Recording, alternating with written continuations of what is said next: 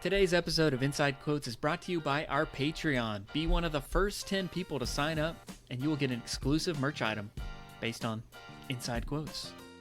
We've got our back burner shows, and also we've done a new movie review for Inside Out 2, featuring our friend Kyle Forsyth. So sign up for Patreon to get that exclusive review. Plus, it's only $3 a month, which is, in reality, it's less than a Build-A-Bear at Build-A-Bear Workshop. So... Pay your age. Depends on how old you are. So spend less there and spend it with us.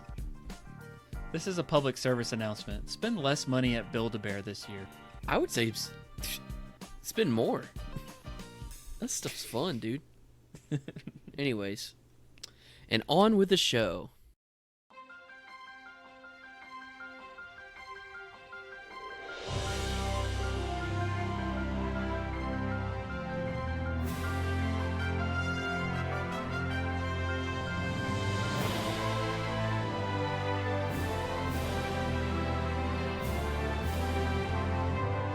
Hello and welcome back to Inside Quotes, the show where my brother and I rewatch, review, and relive the staples of our childhood. This is episode 105, and I'm your host Jeremy, and with me today is my older brother Jonathan. Jonathan, welcome back to the show. Quack, quack, everybody. Welcome back to Inside Quotes. We're back here with another episode, and it's going to be a good one. You know why, Jeremy? It's going to be a small one, but it's going to be a good one. How do you know? Well, because we shrunk the time for this episode. This is going to be a little blitzy bonus episode, if you will. We're gonna record this episode for 4 hours, and then we are going to speed it up and compress it into a 30-minute episode, and it's going to sound like Alvin and the Chipmunks. Okay. That'll work for me. Not for me. I do not want to record for 4 hours. You listen to podcasts on 2.6 anyways. I do not. 1.5. I'm You're a 1. Insane. 1.5 boy myself. All right. If there are anybody out there, I can't listen. I can't even listen to 1.1. It has to be 1 normal speed. 0. I would rather listen to the half speed than the double speed. Yeah, where they sound drunk. It's ridiculous. I don't like it. I've just gotten used to it. And yeah, like there's certain podcasts that I've gotten so used to hearing the voices of the hosts at 1.5 speed that if I do switch it to normal, it's just like, yeah, they sound like they're just talking real slow and slurring their words. If you're listening to our podcast on 1.5 speed, just know I'm disappointed in you. But Jonathan is not. He loves you. So you're Team Jonathan. But for those Team Jeremy... people listen to normal speed. Thanks for spending real time with us. Real time. They want the podcast to last as long as possible. Yeah. You know what? You're a real one if you listen to it at half speed, just to spend more time with us. Anyways. Jeremy, what movie are we covering today? Today we are covering... Well, this is your pick, but I'll announce it. Okay. Honey, I Shrunk the Kids! Honey! Hi! I got Aziz Ansari vibes when you said this. Honey, I Shrunk the Kids! I Shrunk the Kids! You know, I did hear they're going to do a reboot. I might as well bring him back. You know? Have Aziz on it? Aziz as the dad. As the reboot. That could work. Maybe. I think I'd personally rather than bring Rick Moranis back, but... No, to each their own. I don't think so. If they're going to reboot it, they gotta... do something different. Anyways, so Honey, I Shrunk the Kids was released in 1989. Jonathan, this is an 80s movie. Just barely, right there on the edge. And I got the... Okay, I'm just going to come clean. I don't think I like this movie. It gives me some type of uncomfortable feeling that I only get with certain 80s movies. Okay. I don't know why. I always thought this was a 90s movie, but something gross about an 80s movie. It just gives me the creeps right now. I don't know what it is. Can you name some other movies that give you the similar style feeling? I'm not going to say Goonies. Okay. Specifically like the family movies where the acting is trash. Okay. And all the 80s movies are Spielberg movies, so not counting Spielberg movies. Alternate 80s family adventure comedy movies of the 80s, not directed by Steven Spielberg. I'll accept that, yes. Interesting. UHF. Just kidding. Maybe I'm wrong. I don't know what it is. There's some movies here. Is it that this movie scared me when I was a kid? Oh, yes. I mean, it definitely has some moments, like with that ant and just like with the bee and like the adventure in the backyard once the kids get shrunk down. Yeah. They're going through the grass and everything. Like, I feel like there was a lot of scary moments, and I feel like I am not so much into like the creature stuff in movies. Mm-hmm. So I feel like that kind of like scared me as a kid. When I think about, like, when you said this gives you a gross feeling, I immediately thought of the ant. The ant looks gross. Yeah, it looks a little sweaty, slimy, shiny. But it's good. Yeah, it's good effects. But it's like, it's not, it just, I wouldn't want to ride it. I don't know what it is about the 80s family movie or even the 90s family movie. It just gives me I'm not creeped out by that. It's just the overall vibe and the quality. I don't know. I can't. Come back to me on that. I probably won't. Okay. So I love being heard on this podcast. Okay, moving on. So the movie Gremlins. That gives me the same vibe. Gremlins. Yep. See, that's one that I like. I know you like that. I like Gremlins. And you've told me if I ever want to cover that on the show, I'm probably going to have to get a guest host or something. Yes. So maybe let's pause the podcast here, and I'm going to go find a guest host. I don't hate that movie. Even A Christmas Story. I love that movie, but it gives me an uneasy feeling. And that's set in the 40s, but I could tell it's an 80s movie. I think it's an interesting idea. Something about 80s movies give me the ick. And that's very controversial. I know. Princess Bride a little bit. Mm-hmm. These are I'm naming all great movies here. I'm just saying there's a certain quality that I you just don't like old movies. Maybe not. Yeah, because I don't really care for the Star Wars. You just like what the newest, biggest, baddest thing. I just know that you're a huge fan of all the Disney live action remakes. Like, that is your niche. Like, that's what you love the most, right? I mean, it's top quality cinema, I would say. Better than an 80s movie. No. Yeah. The fact that I had to think about that concerned me just a little bit. Me too. I don't get it. I guess, like, the practical effects. Something about the practical effects in a color film freaks me out. So, yeah, like, I mean, there's certain segments with, like, stop motion animation. Yeah.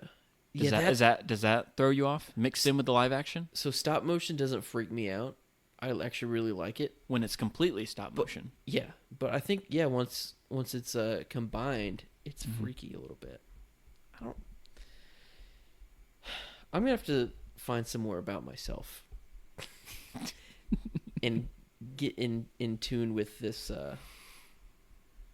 Maybe you don't like practical effects? Feeling that no, I like practical effects. I'm impressed with it.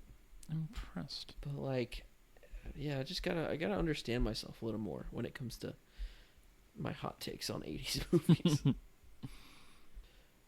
So this movie was directed by Joe Johnston, who has recently become one of my favorite directors. He's always been. I've never really paid attention to many directors. And this guy has done a lot of good movies. Underrated movies. He's been a part of them. He hasn't directed them all, but a bunch of great underrated movies. He directed Jumanji and October Sky, which I just saw this year, and I love it. And what else has he done? Staple of our childhood, Hidalgo. Hidalgo, yes. Jurassic Park 3. Okay, yeah. Um, The Rocketeer. The You love Rocketeer. that one. That's a personal favorite of mine. And he directed the first Captain America movie. Okay. Kind of based on his work on The Rocketeer, because it's kind of that same time period, that sort of thing. And The Adventures of Young Indiana Jones, which you are obsessed with. I wouldn't say obsessed, but I have seen it. And anybody that has seen The Young Indiana Jones, they might as well be obsessed. Yeah. So yeah. But Joe Johnston, he got his start doing special effects on the original trilogy, Star Wars. Mm-hmm. Worked on Indiana Jones. He worked through all those, and just so he has a lot of experience as an artist doing practical effects and that sort of thing. Mm-hmm. And kind of when he got to after all those movies were kind of done, he was gonna kind of move on, do his own thing, try and figure out what he wanted to do next. And I guess I've heard the story that like he had a meeting with George Lucas, and George Lucas like noticed his talent and everything and thought he could he just asked him like, what would you want to do? He's like, I think I might want to direct movies or something like that. So George Lucas like paid for him to go to film school. Really? But also like kind of keep him like working for him on the side, but like not, like he didn't have any movies for him to work on. Mm-hmm. But he wanted to keep him around in case he had stuff to work on and that sort of thing. Yeah. But I thought that was cool. He kind of like invested in him and just said, I'm going to pay for you to go to film school after. He had basically, the thing is, he didn't need to go to film school. Right. He made... was friends with George Lucas already. He was an effects artist on all these like Star Wars, Indiana Jones, all those movies. Like he has the experience, and I was like, I need to go back and get the piece of paper. Bro's got the resume. But he wanted to direct, I guess, and so I always thought that was kind of cool that he's like, I want to invest in this guy that's been working for me. Another thing that he's worked on, he was the designer of like the Boba Fett character design. Oh, really? Which is like an iconic design. Also, he designed the character of the Iron Giant. Yes. But this movie was his directorial debut, and you can tell like this movie has a lot of practical effects and things like that. And I feel like a lot of his early movies kind of were effects heavy adventure type movies, because that was kind of in his wheelhouse, and he understood that side of it, So I like how I said at the beginning of this that I low-key don't like this movie, but he's one of my favorite directors. So they're in the slight case that they do a reboot for this. Mm-hmm. I'm not quite sure how they're going to handle the practical effects, because I can easily see it just being a quick like 3D rendering of just making them small or something, making it look like just like a TV show quality, like straight to Disney Plus type thing. I mean, but that's like that's like the only part of this that's like interesting, because I feel like being that small, you have to be convinced that it's real, and I don't think I don't think digital effects can convince the naked eye as much as cheap, random, like cheesy practical effects. I think that's some of the charm of the movie. Yeah. And if you don't have the practical effects, you might as well just be watching Ant-Man 3, Actually, they already made it Ant-Man 3. Ant-Man 4. Whatever, Yeah. That Or if you want to see an animated version, just watch The Ant Bully. I've never seen that movie. It's actually pretty good. Yeah, when they pitched the Ant-Man movie, they were just like, okay, let's do Iron Man meets Honey, I Shrunk the Kids. All right. Boom. And then we'll put Iron Man in that movie, and then we'll put Ant-Man in Iron Man's movies called The Avengers. And then we'll add like a different type of insect person. Love it. Anyways, sorry to slander the MCU there. Didn't mean to. I was going to ask you, well, is there any more setup you want to do about the movie first? Setting up the movie, I was just going to talk about like the beginning part of it. Okay. So, one thing I noticed about these opening credits, it entertains the art of the animated long form opening credits Yeah. And I hate it. It takes forever to get into this boring start of a movie. This movie takes forever to take off. Mm. It's like a 30-second countdown for a space shuttle liftoff. Regardless, like it's so long, and the animation style has nothing to do.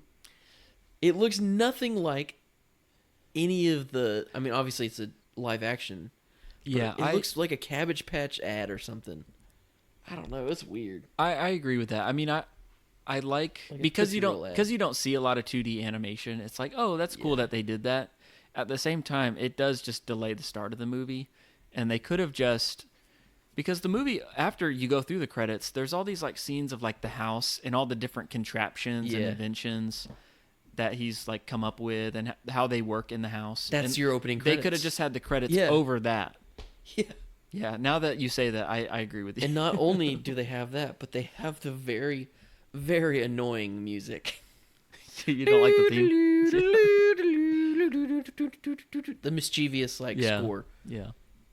It has its charm, but it's so annoying to me. It's James Horner, great composer. Okay. But yeah, when I listened to it, I was like, this probably wouldn't be something I'd listen to like at work or anything like that. It does stick out. It is noticeable. I will say that. Not in a good way, though. But I would not say that. Yeah. But I don't know why. I love this movie, though. But I'm hating on it a lot. It was not very good watching it this time. Yeah. But this, I could remember popping this in on a Saturday afternoon, shrinking down my brain, and just diving into this movie, immersing myself in what would I do if I was small. Yeah. Can you relate at all? Yeah. Being the shortest member of our family. That's right. I already.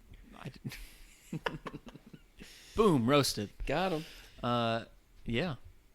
So, Jonathan, do you remember on my 10th birthday, we went to a good old place called Hollywood Studio, MGM Studios, as it used to be. I do remember. For the Star Wars weekends. Mm-hmm. Okay.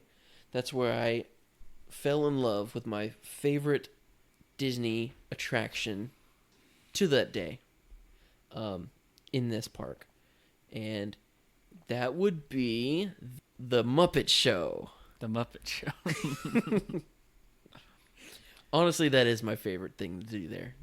The Muppet Vision. The Muppet Vision. I love it. It's so bad, but it's so great at the same time. Oh, I go there every time I go there, which has been 2 times in my life. But that has nothing to do with it. But on the same trip to MGM Studios, they had... Do you remember the Honey, I Shrunk the Kids playground? Yeah. Okay. Mm-hmm. Yeah, I was gonna bring this up. Okay, cool. I remember that. That was really cool. I think they've taken it down.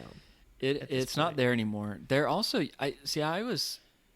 They also had a Honey, I Shrunk the Audience 4D movie thing. Oh, really? Did we see that? I didn't see it because it was at Epcot. Oh, okay. And they closed it. I think it said online around 2010, and I hadn't been to Epcot. Yeah. We didn't go there as kids, so that's the I never saw that. version. But I do remember the playground at Hollywood Studios when we went, and it had the ant, and it's themed like the backyard of the Zelensky's house, and it had like the oatmeal cream pie there, right? Oh yeah. Stuff like that. I remember the big thing of Play-Doh. Play-Doh. Did they have the Lego? Maybe. They had to have had the Lego. Probably. Well, I don't know.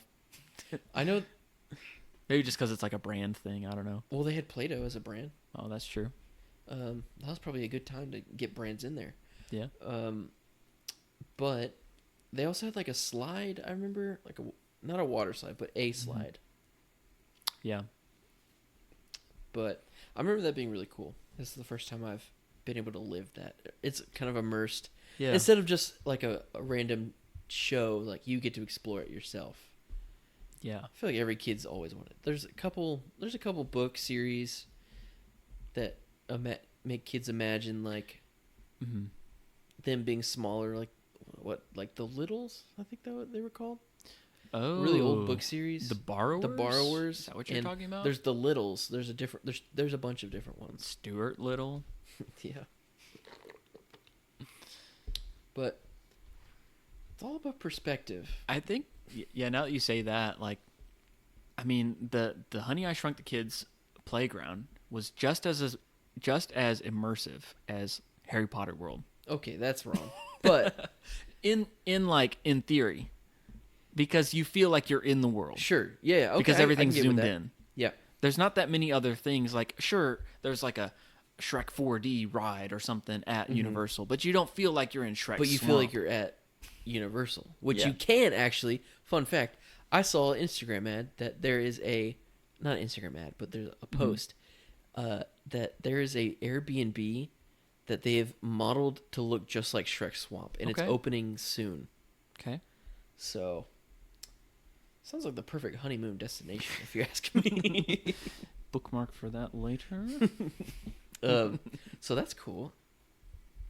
But I would say I would think about this possibility, or I would fantasize this this concept of me shrinking down to explore the unknown. Like B movie did this growing up. Well, if I was like a bee, but like the concept of being small is reoccurring a lot in kids cinema, I'd say. But also, I don't know. I feel like I thought about this a lot. This is my Roman Empire as a 9-year-old. Other than the Roman Empire, but Besides that, yeah. But my first thought on this establishing scene, once we finally get past the animation opening credits, then we go to the establishing shot credits, opening credits. My first thought, without thinking of what the movie was, is like, oh wow, that front yard is so tiny. Just like from the establishing shot of their house, their front yard and their backyard look so small. And I was like, oh, that's interesting because it's huge to the kids later on. yeah. I wonder if that was on purpose. Probably. Probably so. Well, basically, that's the establishing shot. The opening credits are done. And now we could finally get into this movie. Yeah, the best part is once they get shrunk down and they're in the backyard. That's kind of like when the adventure What is starts. that, like halfway through the movie? It does take a while because they're setting up all this stuff with the characters. Because you've got, and I don't even know if this really pays off, but obviously, like, the Rick Moranis and his wife like are having marital trouble, and that's like a theme of the that starts out, and I guess they like kind of reunite to help find the kids and stuff, but you don't really figure out what the cause of it was or what what they're gonna do. Serious marital trouble though. Like it just seems like you he's can still obsessed tell with they work. love each other so much. Like it's not like they hate each other and they can't be around each other at all. And you knew they had to stick together because otherwise they couldn't do sequels. Like they got to shrink. They got to have a kid to blow them up, and then they got to shrink themselves and stuff. So but they're setting up stuff with the Thompsons next door. Yes. And I feel like the Thompsons are actually more interesting characters than the other family, than the Selinskys. Interesting.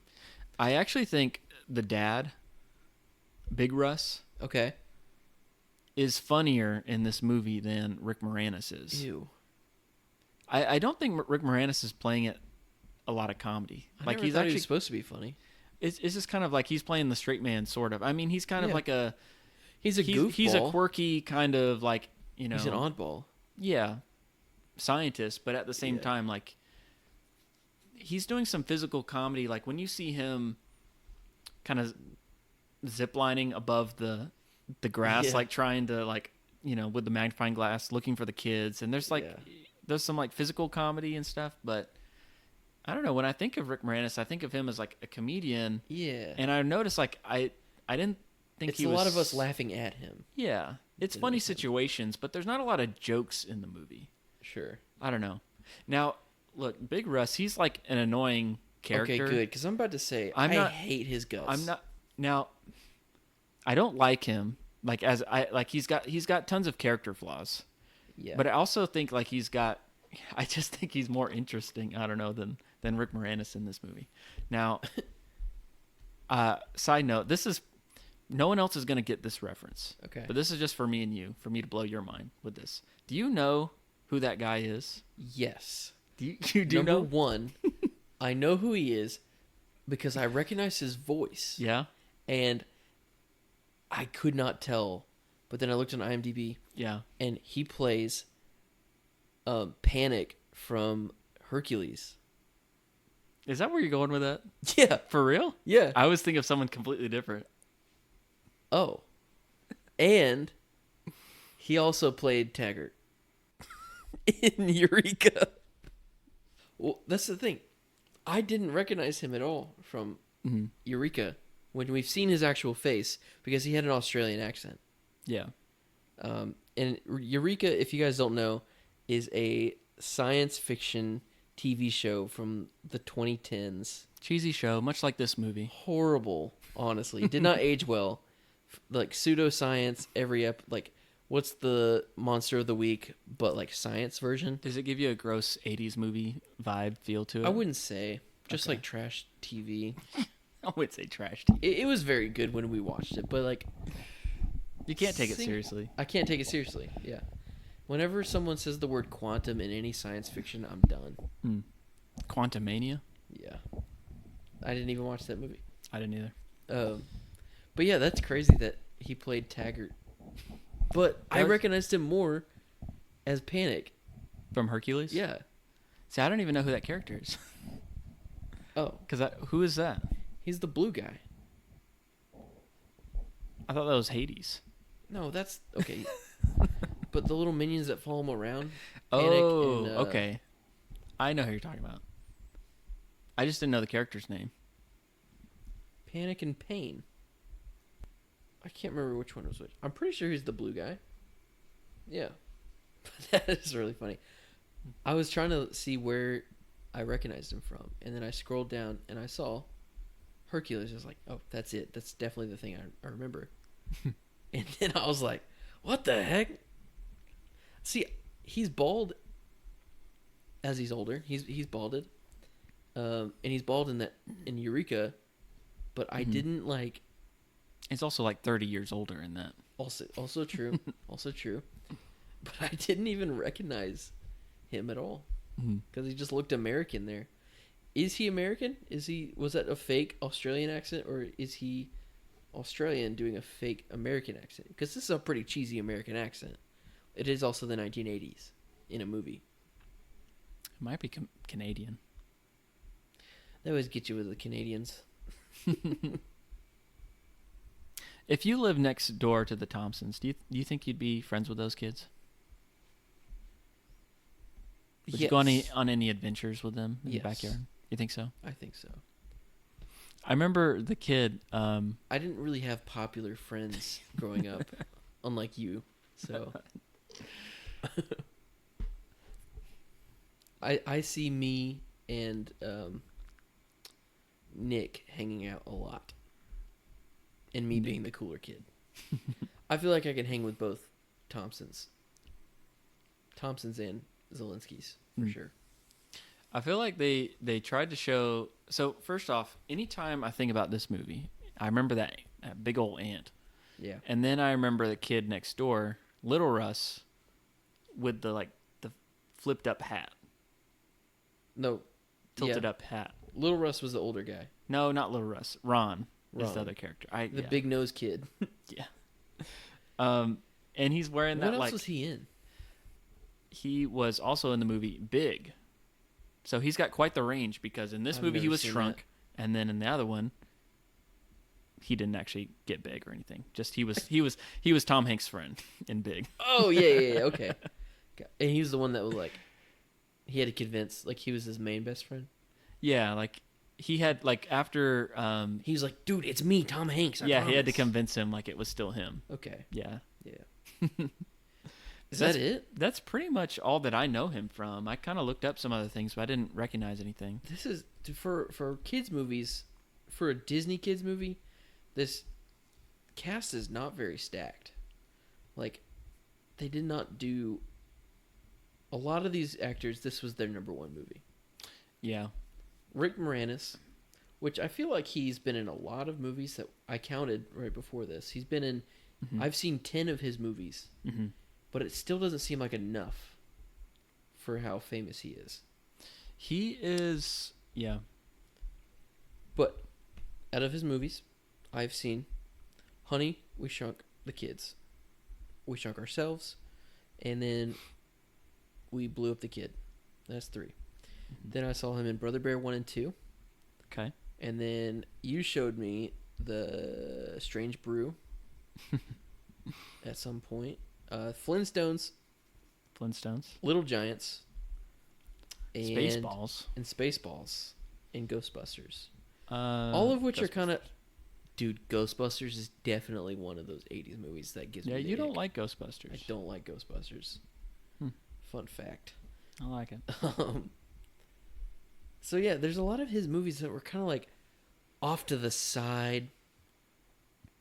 For me at least, like Flintstones. Yeah, that wasn't number 1 at the box office. It probably was. His best movie is Brother Bear, and he's just playing the character from Bob and Doug McKenzie. Although I have not seen Little Shop of Horrors, I would like to do that one day. That is on my watch list. I have seen that one. Will it give me the 80s ick? Probably, but you'll give it a pass because it's a musical. Okay. I've seen Parenthood. I've seen that one. Oh, that's a good show. Yeah, I mean, I don't know. He's a great like comedic actor. He's done a lot of stuff, and he's also one that like he did so much in like the 80s and 90s, and then he like retired from it to like specifically just. Didn't get that. Could you try again? No. And then he like retired from it. Okay. To like raise his family. Honorable. And so he hasn't really done much in years. And you were talking about the reboot, and they've been talking about it. I think it's been delayed because of like COVID and then the writer's strike and stuff. Sure. But in theory, they were going to do, a legacy sequel, and he was supposed to come back, and Joe Johnston was going to direct it. Oh, really? Yeah, it was going to be a thing. And okay. The last I heard on it, it's just not really gone anywhere. So I don't know if it'll actually happen or not. But do you think it's because they watched the movie and they were like, "Man, this movie sucks"? Okay, I don't want to just like sit and bash on the movie, but I will say, I don't think there's many quotes in this movie. I think it's just like you go from one scenario to the next, and it's kind of the same thing throughout. Yeah, it's in, and I enjoy it. But is it the best? I don't know. It's one stressful scene after another. And the problem is, it's the kind of stress that works in a fast-paced movie, but it's so drug out. Yeah. Like, I feel like this concept could be viewed and seen in an episode of something like that, like Phil of the Future or something like that. Like one singular episode versus like an entire movie, let alone 3 movies. Although I will say, Honey, We Shrunk Ourselves is my favorite one. Okay. That one's good. And that one went like direct to DVD. I don't know about that. It probably went to theaters. I remember, I want to say the trailer for that was on the D3 Mighty Ducks. Okay. But like it was like one of the commercials before that movie. Yeah. And so I remember seeing the commercial for that, like Honey, We Shrunk Ourselves, a lot as a kid, because it was on some tape that we had, some movie that we watched a lot. Yeah. Yeah, I think I've seen all of them at least once. And because I don't know if we'll ever cover the other 2 on this podcast. Oh, we probably will. Well, I'll go ahead and mention it now. My vocab word is in the 3rd one. Potassium. Whoa! That? Because there's this whole scene of like, one of the kids is I don't even remember the scenario, Mickey. but like if he doesn't have enough potassium, he'll like faint or something like that. He needs to eat every few hours or something like that. And then when the parents go missing, he's like trying to figure out. And there's this whole scene of like, oh, he needs something to eat, and he like faints. And they're trying to find something with potassium, and they find like bananas. And so this is where I learned, like, oh, bananas have lots of potassium. That's the movie where we figured that out. Yeah. Huh. That's where I learned that. But I do remember that. The second one, I know I've seen them all once. I've seen the first one the most times out of any of them. And I don't think we own the other two. I think the only reason we had this one is because it was like recorded on like a VHS tape with like some other movies. Oh, okay. Like off a TV or something like that. Well, somehow I watched the second one, and I have some trauma from it. Yeah. That one scared me more than anything. Yeah. It made me scared of Tom, the giant baby. Walking through the city. I don't know why. That's not even the concept. It's just like, it shouldn't even be a concept that freaks me out. I mean, in the third one, there's a giant roach. Yeah. Grosses me out. But the kid freaked me out more than anything. And I also like that there's a lot more stuff in the third one because it's like, oh, the kids have the house to themselves. So it's like the good stuff from the first movie, but also the kids get to have the freedom and they take advantage of it, and it's like Home Alone for them. Yeah. That's cool. Plus there's Hot Wheels in that one. Yeah, that was a standout of them like riding the Hot Wheels car and going through the loop on that like orange track. Shoot, why didn't we just cover all three of these? Because we would have had to watch all three. That's true. So yeah, they made all the sequels because this movie was made on a budget of $18 million and it made $222 million. Okay. So it was like a major hit at the time. That's a profit right there. So that's why you've got sequels. That's why you've got theme park attractions, all that stuff. It was a big, it was a big franchise for Disney. It was a big hit. Mm-hmm. So, and the franchise itself, the title, Honey, I Shrunk the Kids, right? Very long title. Another one. Apparently there was some like complaints about shrunk, the word shrunk, because it's not like the correct wording. Like it's not correct. Like it should be Honey, I Shrank the Kids, I think. Oh, wow. Like I think the grammar is incorrect. Interesting. Now, this is disgusting, and it weirds me out. But did you know that there was a Honey, I Shrunk the Kids, the TV show? I did see that. Did you ever watch that? And I did not bother clicking on that rabbit hole. It doesn't even Wikipedia. have the original people in it. Yeah. Was it live action? Live action. Okay. I wasn't sure if it was like a cartoon. No, it looks like it's live action. I mean, I've never seen a single episode of it, but it has Peter Scolari instead of Rick Moranis. Now, I don't care I don't know who this guy is, but he has a credit in That Thing You Do, which is one of our favorite movies of all time. Oh. He plays Troy Chesterfield. Does that ring a bell at all? No. I'm trying to look up photos so I guess he's like an extra or something because there's not even a picture from that movie. Going back to like the characters a little bit, I think part of the reason I feel like the Thompsons are more interesting is, I don't know, I feel like they're trying to do more stuff with like the Thompson kids than like the Solinsky kids just seem like stereotypical. Like Amy, the older sister, is just like the stereotypical teen girl, in high school. He and Nick is just kind of, it's like a stereotypical nerd. Yeah. There's not a whole lot there versus like with the kids. Yes, they are stereotypical type kids, but with the Thompson kids, there's this whole subplot of like little Russ is like, he is feeling all this pressure from his dad.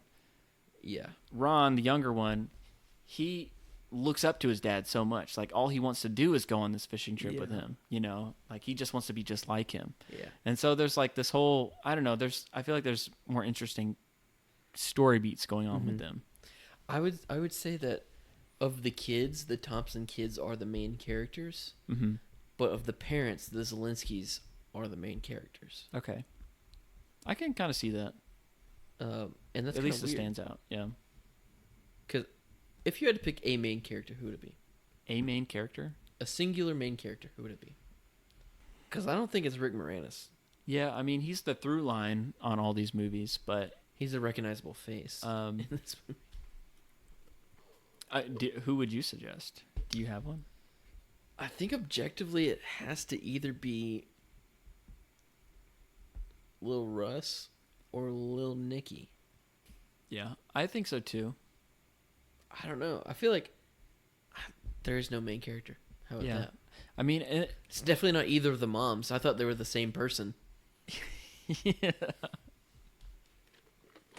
I was when I was trying to look them up to see like what else they've been in. I was like, I couldn't tell. I was just clicking on the pictures and I was like, I couldn't tell who was who. Yeah. Yeah. Anyway, besides like the characters, like what are the best scenes in this movie? I know we've kind of been critical. Like, what are the scenes you think about when you think of this movie? I specifically The pollen remember... chunks look like scrambled eggs. There. What? The pollen chunks. Ew, yeah, you're They right. look like scrambled eggs. You're right. I liked the water slide, the mud slide. That was cool. That was my favorite part. But honestly, the attic scenes are even cooler for me. Yeah. Yeah, I wrote down, I mean, there's all kinds of sequences in the backyard and in the grass, but like, yeah, the attic scenes were pretty cool too. With the shrink ray. Yeah.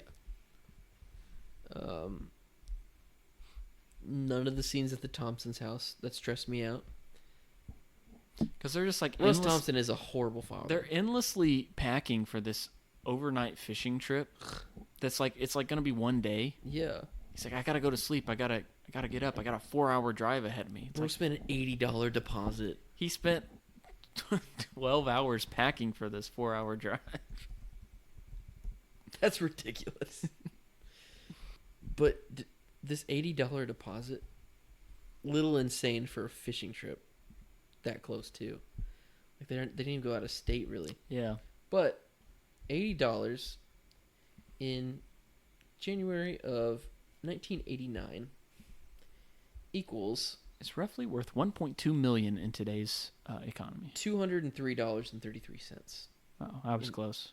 Calculating through inflation. That's just the deposit to hold their spot. Yeah. To reserve their camping spot. Where are they?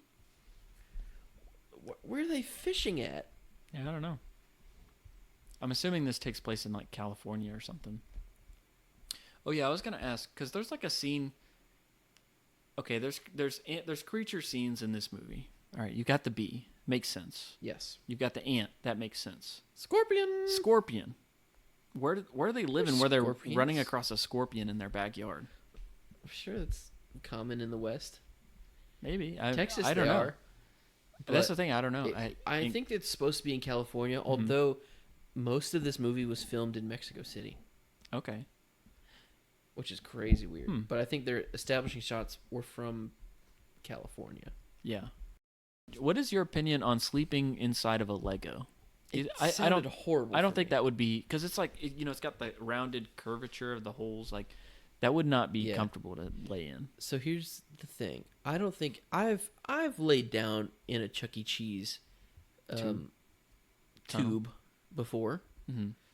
It's not that bad chiropractically, but it is sonically Echoey. The echoes are so annoying. I can just hear And the there's, like, kids springs stomping in around. Stomping around. There's springs in your head going boing, boing, boing, boing. And that's very not for me. I guess it's good to get the shelter and to feel some sense of home, at least for them. It's somewhat comforting, I guess. But they could pick something else, honestly. Do you want to talk about food at all in this movie? Because I feel like we should. Yeah, go for it. I would love to go swimming in a bowl of cereal. I think that would be cool. Interesting. I think that would be cool. I don't want to be swimming and then also have my dad simultaneously be like trying to take a bite out of me. I think that part kind of ruined it for me. I was like, but I think that would be cool. That was a very stressful scene for me. I was like, you spent all this time looking for them, and now you're going to eat them. He's like, might as well just go in and take a break. There's also the oatmeal cream pies that's like they come across in the grass outside. I went through a phase of those as a kid. Wait, as a kid? When we were at the Holland House. We had those? Mom was buying them for whatever reason. She No was buying way. them, and I was eating them all the time. And I remember one day, I took a bite out of one, and I immediately said, "I don't like this anymore. Like I am tired of this. I have taken my last bite. I have moved on. Like I knew like I had ruined it for me. Really? Like that I'd had too many of them, 'Cause you ate and a that whole I'm never box. gonna want them again. And best to my knowledge, I have never eaten one since. No way. I have not. Like I don't. When I think of it, when I think of biting into one, I get this like stinging feeling like in my mouth, like this tense feeling. Like that's just imagine like what I imagine the tingling it's gonna taste like when I bite into it, and I don't want it. Do you have any foods like that's happened to I you? don't know. Yeah. Jonathan, I'm going to get you an oatmeal cream pie because those are so good. I love oatmeal cookies. Oatmeal like an oatmeal raisin. I like it. It's good. Way different, though. But I don't want them with like the cream filling smushed together. Ooh, you're so wrong. That's probably one of the best Little Debbie's ever. I'm not saying it's like See, I liked it You and were- I ruined a good thing is what I'm saying. I guess so. That's disappointing to hear because I am the youngest in our family and I grew up around our parents' vitamin phase. Yeah.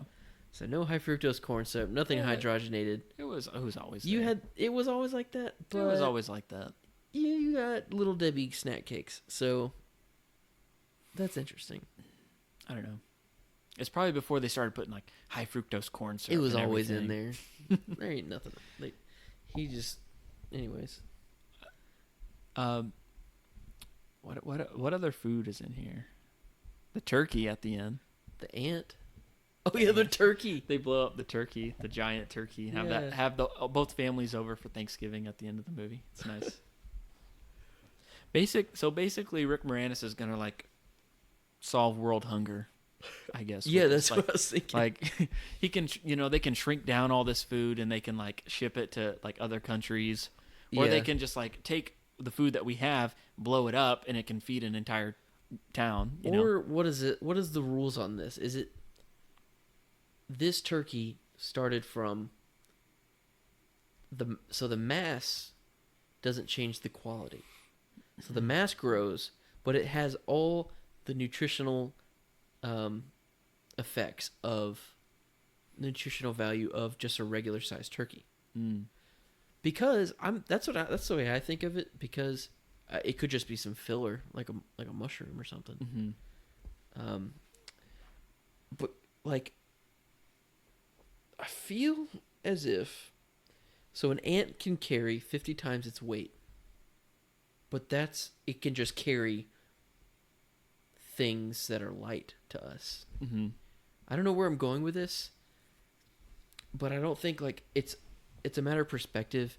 And you know how like squirrels can jump out of a tree and hit the ground and be fine, and like little kids are resilient. Like if they get hurt or they drop off a playground or something, they're fine. Yeah.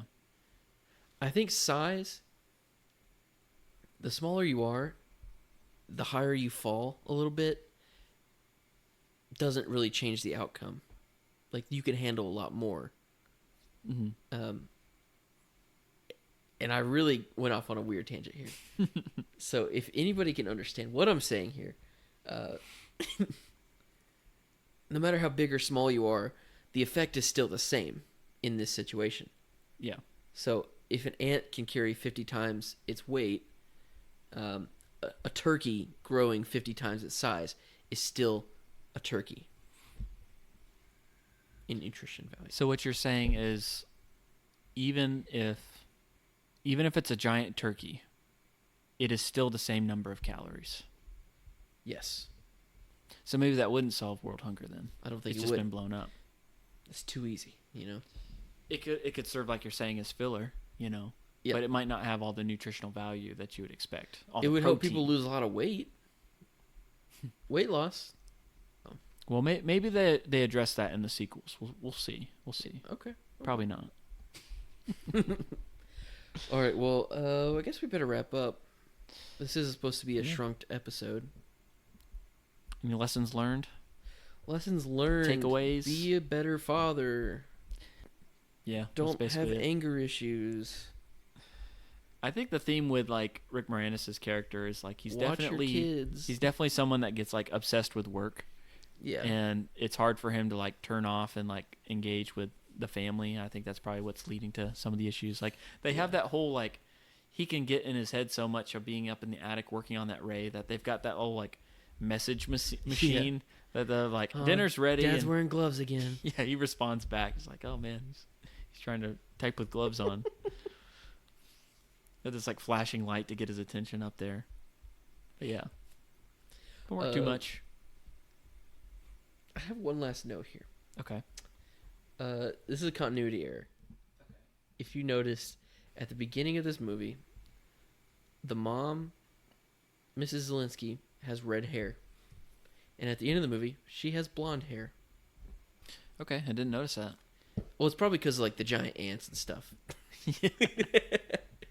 Why would you notice someone's hair color? But, I don't know for any reason. I guess because the daughter's hair is blonde.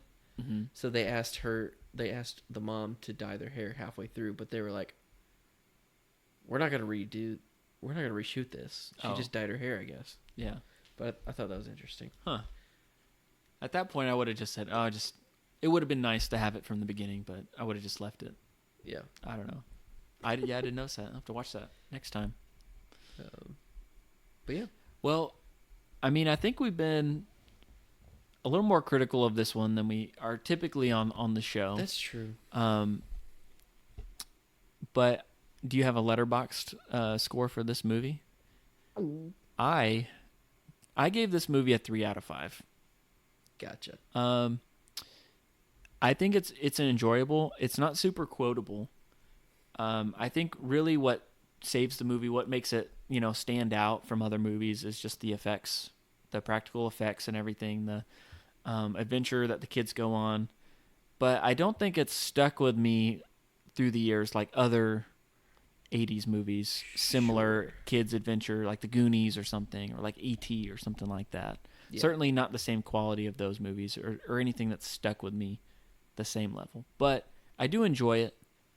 So I gave it 3 out of 5. Okay. I'm going to bump it down half. I'm going to go 2.5 for me. Okay. Just because it took, when it comes to objectives, like I don't think it's a good movie objectively. Mm-hmm. But on the other hand, it doesn't have to be. So, I think before it would have been a 3 out of 5, but I don't think I enjoyed it this time through, and I feel bad because I loved this movie as a kid so much, mm-hmm. and I thought about this concept constantly. But seeing it be stretched out very thin, it's a good premise. And not being super deep. Yeah. Besides the character development of the kids. Yeah. In the 80s movie ick I get. I'm just gonna stick with it. Yeah, that's all right. I'm gonna stick 2.5. And unfortunately, not everyone's a winner on this podcast. Yeah. We try to be somewhat positive. We bash it, but we also say good things about it. Yeah. So, I apologize. I will rewatch this movie. Not quite as often as I will some of our other staples. Absolutely. But I will rewatch it. Absolutely. So that's why I gave it a 3. Basically, anything below a 3 is I'm probably not going to rewatch it. Yeah. It's kind of how that works on my scoring. And rewatchability is just a huge factor in my book. So, yeah. All right, Jeremy. Well, next week it's going to be your turn. Okay. To pick the movie. So, do you have a hint for what we're going to be talking about next time on Inside Quotes? I sure do. Jonathan, this whole summer has been super emotional, if you will. Lots of different life changes for me and you, and I'm getting married, and I'm hitting puberty, and we moved out from each other, and I'm not your roommate anymore. But I figured there needs to be a movie that just shows me how my emotions work. Mm-hmm. And I don't know. I just got to think outside the box or inside the box. Anyways, tune in next week for a great episode. Here's a clip. Ah, So, Riley, how was school? Gotta be kidding me. For this, we gave up that Brazilian helicopter pilot? Move! I'll be Joy. School was great, all right? Riley, is everything okay? Sir, she just rolled her eyes at us. What is her deal? All right, make a show of force. I don't want to have to put the foot down. No, not the foot. Riley, I do not like this new attitude. Oh, I'll show you attitude over here. No. Stay happy! What is your problem? Just leave me alone. Well, everyone, our only question left is, what is your favorite inside quote from Honey, I Shrunk the Kids? Let us know on Instagram at InsideQuotesCast. And if you haven't followed us, go ahead and do that, and let us know if there are any movies you want us to cover on the show. So our show art was done by Bryce Bridgman, and you can find him on Instagram at GroovyBridge. And our music was done by Alex Bird. And we seriously would love it if you wrote us a 5-star review. Yes, but more importantly, 5 stars, and we'll send you a giant turkey just in time for Thanksgiving. Thanks for listening, everybody. We hope you enjoyed us talking about our childhood staples just as much as we have. And if you did, make sure you follow us on Apple Podcasts and Spotify so that you don't miss out on a future episode. Until next week, we'll see you next time on Inside Quotes. Oh, I get it. French class. French class?